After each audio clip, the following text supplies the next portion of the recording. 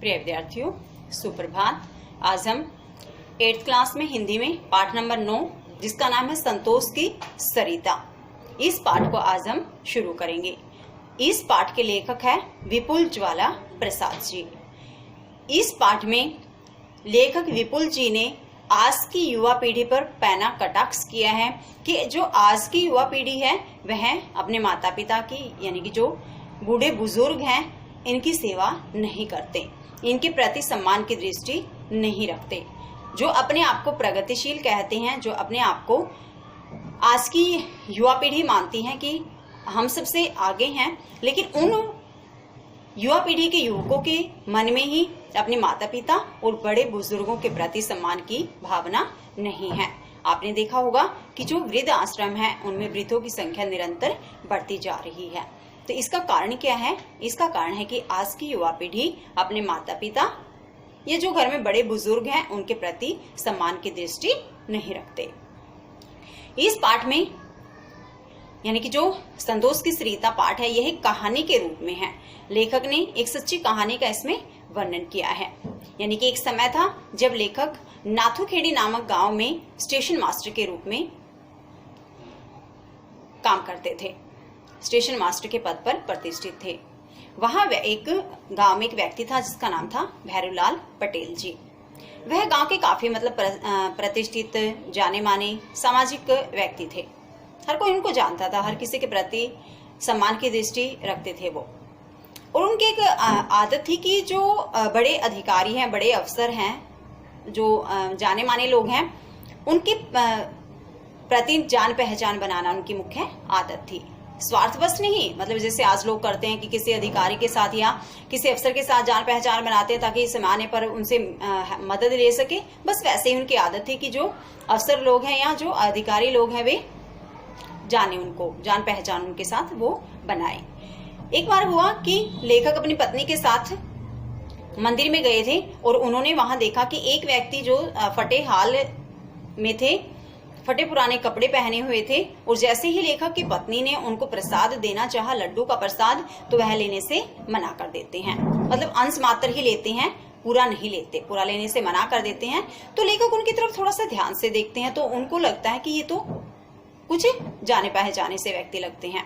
तब उनको याद आया कि ये तो नाथुखेड़ी के वही पटेल जी हैं जो मेरे ऑफिस में आए थे, मुझे राम राम की थी और इन्होंने मुझे आमंत्रित किया था कि क्योंकि जैसे लेखक वहां स्टेशन मास्टर के रूप में काम करते थे तो उनका परिवार उनके साथ नहीं था, तो भोजन भी कहाँ से आता था? पटेल जी के घर से। और पटेल जी क्या करते थे, शाम होते ही अपने खेतों की तरफ उनको लेकर जाते थे, उनके साथ घूमने फिरने के लिए जाते थे। और लेखक कहते हैं कि वहां जो सरसों के खेत मैंने देखे उनको देखकर ऐसा लगा कि जैसे प्रकृति ने यहाँ पर पीली चादर बिछा रखी है। लेखक ये सारी बातें याद करता है तो लेखक की पत्नी उनका ध्यान तोड़ती हुई कहती है कि चलिए घर चलते हैं। तो लेखक सोचता है कि हाँ अब तो घर चलता हूँ, दोबारा यहाँ आकर इनसे मिलूंगा और इनसे पूछूंगा कि आप ऐसे हाल में कैसे हैं। तो यही हुआ कि अगले दिन दोपहर को जैसे ही लेखक उनसे मिले, उनसे बातें की, तो वह उनसे टलने लगते हैं, उनको बताना नहीं चाहते कि वे पटेल जी हैं, उनकी ये हालत कैसे हुई। लेकिन लेखक उनके साथ साथ चलने लग जाते हैं सड़क पर और उनसे पूछते हैं कि आप नाथुखेड़ी के भैरूलाल हैं। तो वे कहते कि हाँ मैं भैरूलाल हूं, तो आप कौन हो? मैंने तो आपको नहीं पहचाना। तो लेखक कहता है कि मैं वही स्टेशन मास्टर शर्मा हूं जो आपके यहाँ खाना खाता था, आपके यहाँ से जिसके लिए भोजन आता था, जो आपके साथ खेतों में घूमने के लिए जाया करता था। तो आज जो हम चैप्टर पढ़ेंगे इसकी मेन स्टोरी है, ये मेन समरी है। तो प्यारे बच्चों चलिए पाठ को शुरू करते हैं। बहुत ही अच्छी, बहुत ही रुचिकर कहानी है। आज हम 8th क्लास में हिंदी में पाठ नंबर 9 जिसका नाम है संतोष की सरिता, इस पाठ को आज हम पढ़ेंगे, समझेंगे। बहुत अच्छी स्टोरी है, बहुत अच्छी बातें हैं इसमें सीखने के लिए, उनको अपने जीवन में ग्रहण करेंगे। देखते हैं इस चैप्टर में किसका वर्णन है। प्रस्तुत कहानी में लेखक श्री विपुल ज्वाला प्रसाद ने अपने माता पिता की सेवा से जी चुराने वाली तथा कथित आधुनिक और सभ्य कहलाने वाली युवा पीढ़ी पर पैना कटाक्ष किया है। तो इस पाठ के लेखक कौन है? श्री विपुल ज्वाला प्रसाद जी। और इन्होंने किस पर कटाक्ष किया है? आज की जो युवा पीढ़ी है जो अपने माता पिता की सेवा से जी चुराती है।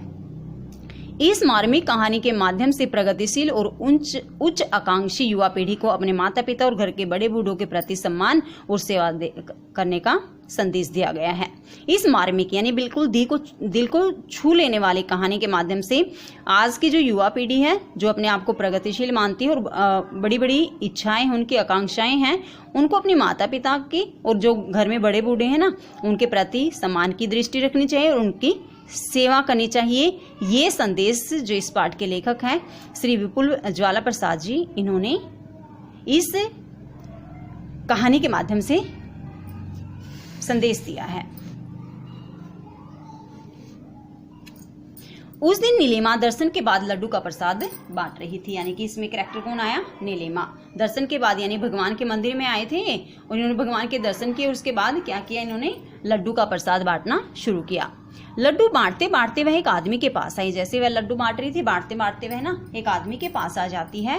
वह उसे लड्डू देने लगी और प्रसाद के रूप में जो उसके पास लड्डू थे वह उस आदमी को देने लगी। तो उसने पूरा लेने से इनकार करते हुए अंश मात्र लेकर सिर पर छुआ लिया। तो उन्होंने वो पूरा लड्डू लेने से मना कर दिया और अंश मात्र यानी कि उसका छोटा सा हिस्सा लिया और अपने सिर पर उसको स्पर्श किया। मंदिर की सीढ़ी के पास खड़ा मैं यह दृश्य देख रहा था और मंदिर की सीढ़ी के पास यानी मंदिर में जैसे वो सीढ़ियां थी ना, उनके पास खड़ा मैं यानी कि दूसरा कैरेक्टर यानी कि जो लेखक है वह क्या कहते हैं कि मैं यह देख रहा था।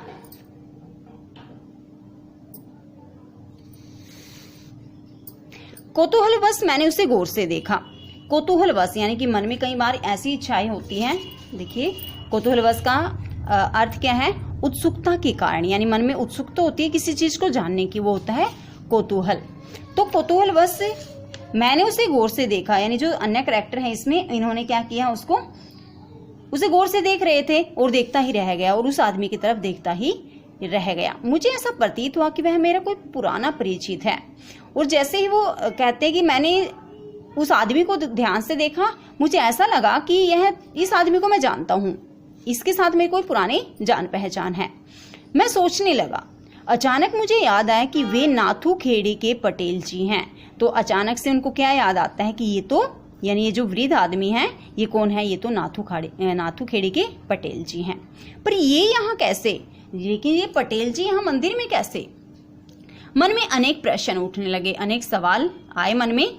मुझे वो दिन स्मरण हुआ है जब मैं नाथू खेड़ी में स्टेशन मास्टर था। तो लेखक क्या कहते हैं कि मुझे वो दिन याद आ गए जब मैं नाथू खेड़ी में क्या था? Station master.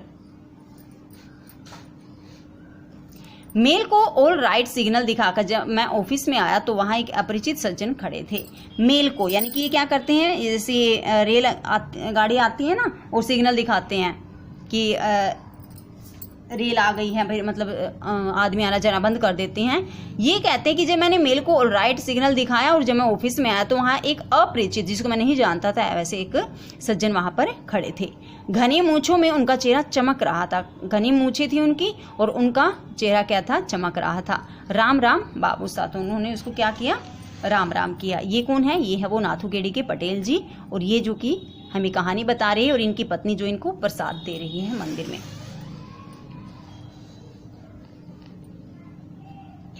उन्होंने मेरा अभिवादन किया। अभिवादन क्या होता है? अभिवादन होता है नमस्कार करना। तो इन्होंने अभिवादन किया, राम राम का प्रति उत्तर दे। जैसे हम राम राम करते हैं तो सामने वाला भी क्या बोलता है? राम राम।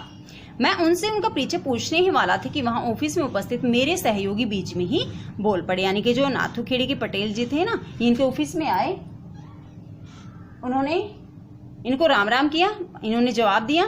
तो मैं उनसे उनका परिचय पूछने वाला था कि आप कौन हो, कि उससे पहले ही जो हमारे ऑफिस के सहयोगी थे। सहयोगी क्या होता है? सहयोगी होता है ऑफिस में साथ साथ काम करने वाले, यानी जो अन्य थे इनके साथ, जो इनके सहयोगी थे, उन्होंने बीच में ही कहा आप नाथू खेड़ी गांव के पटेल जी हैं। कि ये जैसे इंट्रोडक्शन करवाते हैं ना, इन्होंने बताया कि ये कौन है?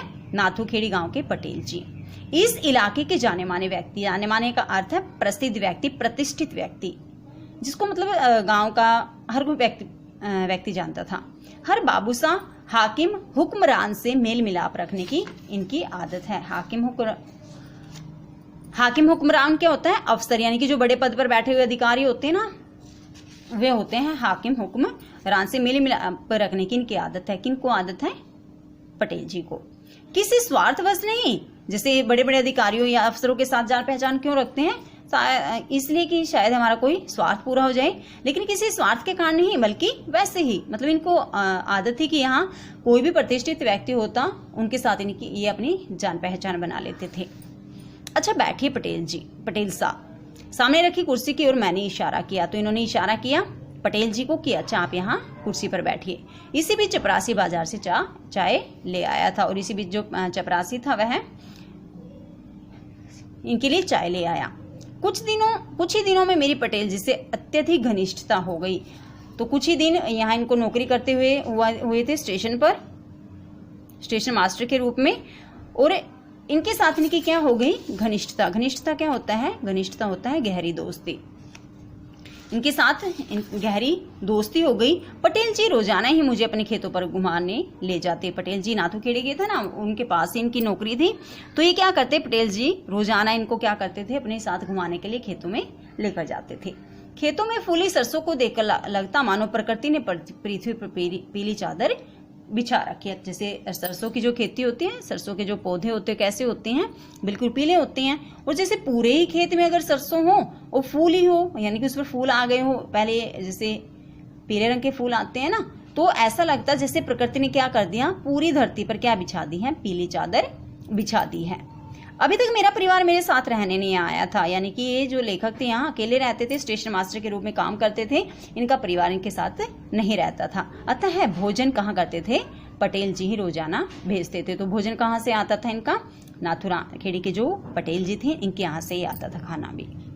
नीलिमा ने ध्यान भंग किया, यानी कि ध्यान भंग का मतलब देखो ये सारी बातें ना जो हमने अभी पढ़ी हुई सारी बातें, लेखक क्या कर रहा था, सोच रहा था कि मेरे वहां नौकरी लगी थी, पटेल जी मेरे ऑफिस में आए थे, हमने चाय पी थी, मेरा भोजन भी वहीं से आता था, मतलब ये सारी बातें याद कर रहे थे कि मैं इनके साथ खेतों में घूमने के लिए जाया करता था।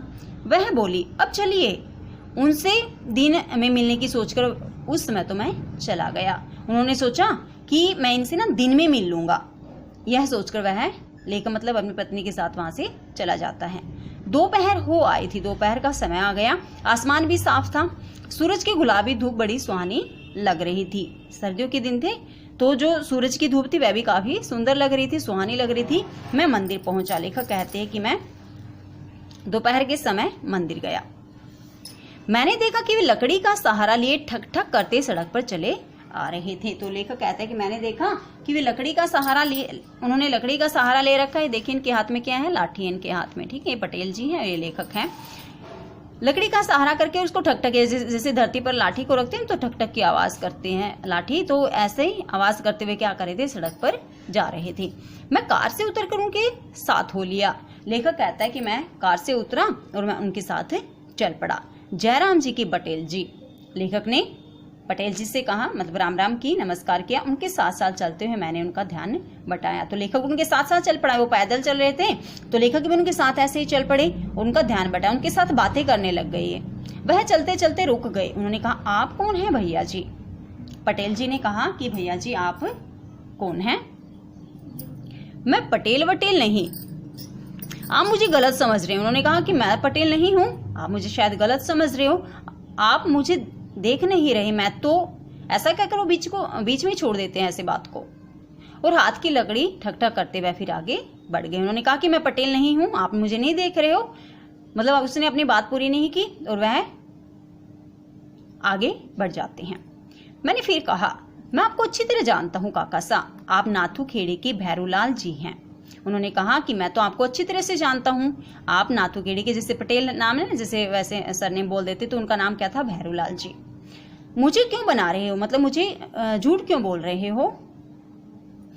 इस पर वह चलते चलते बीच सड़क में ही खड़े हो गए। जब उन्होंने, लेखक ने कहा ना कि मैं आपको जानता हूं, आप नाथूखेड़ी के भैरव जी हैं और आप मुझे झूठ क्यों बोल रहे हो, तो वह क्या कर लेता है, चलते चलते बीच सड़क पे ही रुक जाता है।